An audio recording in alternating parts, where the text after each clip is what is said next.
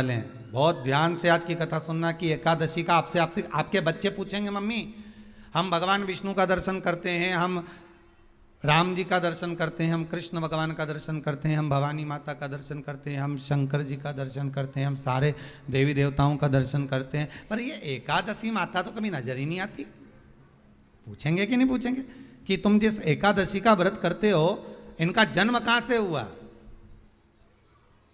कहां जन्मी थी? एकादशी की जन्मस्थली कहां है? भाई भगवान कृष्ण की जन्मस्थली तो मथुरा है, श्री राम जी महाराज की जन्मस्थली बोल दो जम के अयोध्या है।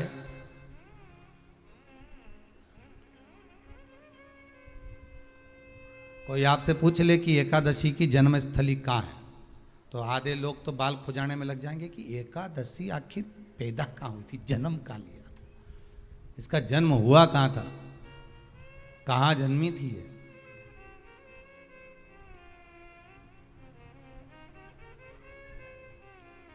इसका जन्म स्थल है कहां? और अगर मान लो जन्म स्थल एकादशी का है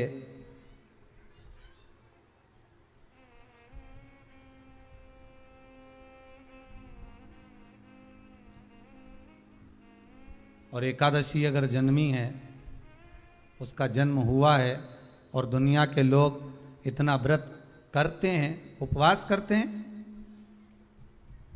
तो फिर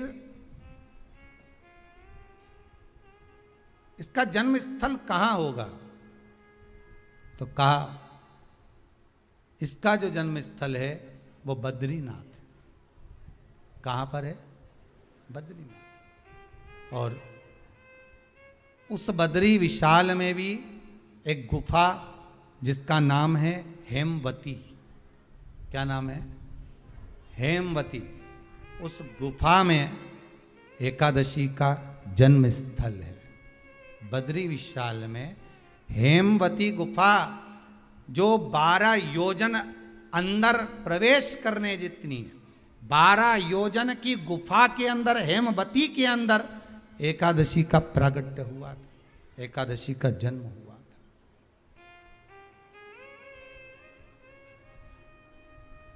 अब तो बता सकते हो ना कि कोई पूछे कि राम जी का जन्म अयोध्या में हुआ, भगवान कृष्ण का जन्म मथुरा में हुआ, और कोई पूछ ले आपका जन्म कहाँ हुआ था, अपन कह सकते ना सीहोर में हुआ हमारा।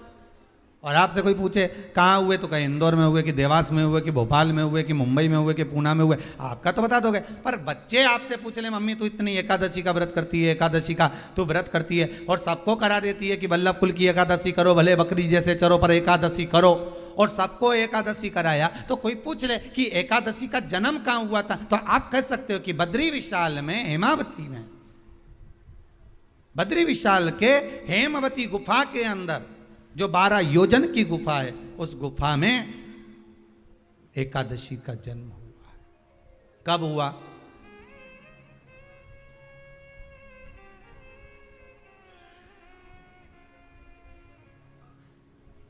जन्म होने का कारण, राम जी के जन्म होने का कारण था रावण का संहार। भगवान कृष्ण के जन्म होने का कारण था कंस का संहार। नरसिंह भगवान के जन्म होने का कारण, प्रकट होने का कारण था हिरण्यकशिपु का संहार। वराह भगवान के प्रकट होने का कारण था कि पृथ्वी को जल पर लाकर ठहराना, हिरण्याक्ष का संहार।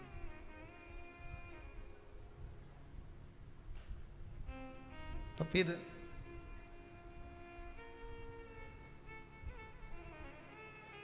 इसके जन्म का कारण क्या है? तो कहा इसके जन्म का केवल एक कारण है।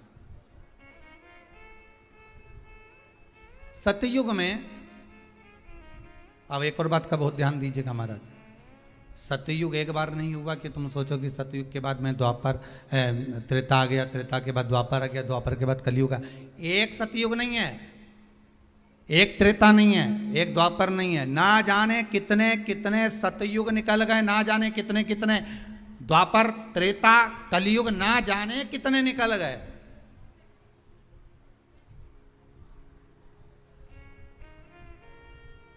और आप और हम जैसे भी इस पृथ्वी पर ना जाने कितने, अरे जम के तो बोलो, निकल गए। पृथ्वी वहीं की वहीं है, जिस मकान में रहते हो वो मकान भी वहीं की वहीं है। बस कभी कभी एकदम प्लाट हो जाता है, फिर उस पर वापस बन जाता है, फिर क्लीन, फिर बन गया, फिर क्लीन, फिर बन गया। ना जाने कितने कितने कितने कितने जन्म हम ले चुके हैं, और हमारे भी आगे का जन्म कितने जन्म होते रहेंगे। जमीन वहीं की वहीं रह जाएगी और अपन चले जाए, बस वो जगह वहीं रह गई।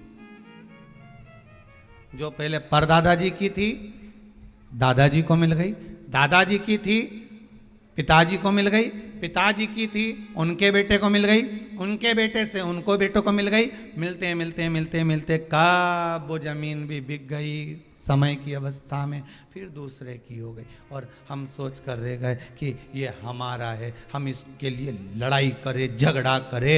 हम केवल इस जमीन के लिए, जरा सी प्रॉपर्टी के लिए अदालत में खड़े, अपना समय बर्बाद कर दिए और जो पाना था वो छोड़ दिया।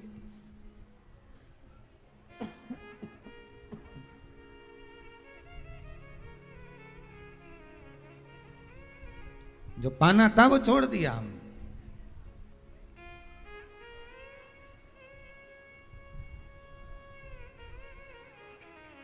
असली रजिस्ट्री तो ये शिव महापुराण की कथा है, जिसमें बैठकर आप 3 घंटा भगवान की भक्ति को जो धारण कर रहे हो, 3 घंटा जो भगवान की कथा को आप श्रवण कर रहे हो, 3 घंटा जो भगवान की भक्ति में आप डूबे हुए हो, 3 घंटा जो भगवत स्मरण में आप लगे हुए हो, बस यही असली रजिस्ट्री है, यही वहाँ काम आने वाली है। इसके सिवाय कुछ काम नहीं आएगा। धन दौलत माल खजाना सब पड़ा की पड़ा रह जाना,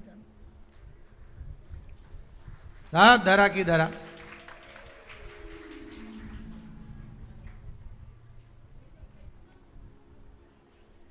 रह गया। वो एक लाइन आप लोग स्मरण करते होंगे, सज धज के जिस दिन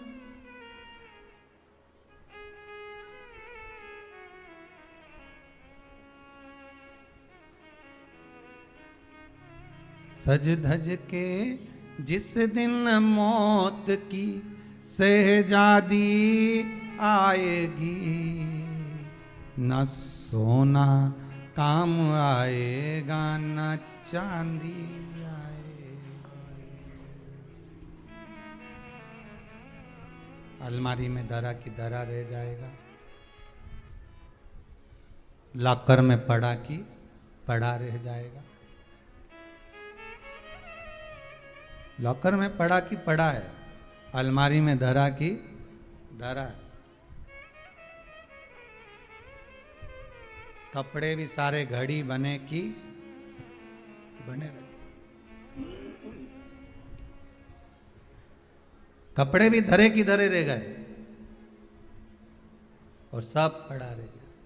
कि छोटा सा तू कितने बड़े अरमान हैं तेरे,